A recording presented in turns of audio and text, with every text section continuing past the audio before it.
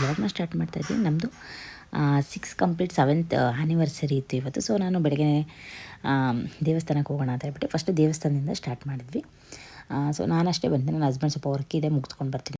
ಗುಳಿ ಶಂಕರ ಹೋಗೋಣ ಅಂತ ಹೇಳ್ಬಿಟ್ಟು ಫೈನಲಿ ಡಿಸೈಡ್ ಮಾಡಿ, ಯಾಕಂದರೆ ಮಂಡೇ ಆಗಿರೋದ್ರಿಂದ ಹೋಗೋಣ ಅಂತ ಹೇಳ್ಬಿಟ್ಟು ಬಂದ್ವಿ. ಯಾಕಂದರೆ ಇದು 7th ಇಯರ್ ಆ್ಯನಿವರ್ಸರಿ ಆಗಿರೋದ್ರಿಂದ ಕೆಲವೊಬ್ಬರು ಅಂದರೆ ಕೇಕ್ ಎಲ್ಲ ಕಟ್ಟಿಂಗ್ ಮಾಡಬೇಡಿ ಈ ಇಯರ್, ಆಮೇಲೆ ಹೊಸತನ್ನೇನು ತೊಗೊಳ್ಬೇಡಿ, ಯಾಕಂದರೆ ಏನೋ ಗೊತ್ತಿರುತ್ತಲ್ವ ಹಿರಿಯರು ಸುಮ್ಮನೆ ಹಾಗೆಲ್ಲ ಹೇಳಲ್ಲ. ಸೊ ಆ ಥರ ಹೇಳಿದ್ರು. ಸೊ ನಾವು ಸಿಂಪಲಾಗಿ ಅವ್ರು ಹೇಳಿದಾಗನೇ ಏನೋ ಇರ್ಬೋದು ಅಂತ ಹೇಳ್ಬಿಟ್ಟು ಮಾಮೂಲಿ ದೇವಸ್ಥಾನಕ್ಕೆ ಬಂದ್ವಿ. ಪೂಜೆ ಮಾಡಿಸಿ ಅರ್ಚನೆ ಮಾಡಿಸಿ ಅದಾದಮೇಲೆ ಇದೊಂದು ಮ್ಯಾಜಿಕಲ್ ವಾಟರ್ ಅಂತಲೇ ಹೇಳ್ಬೋದು.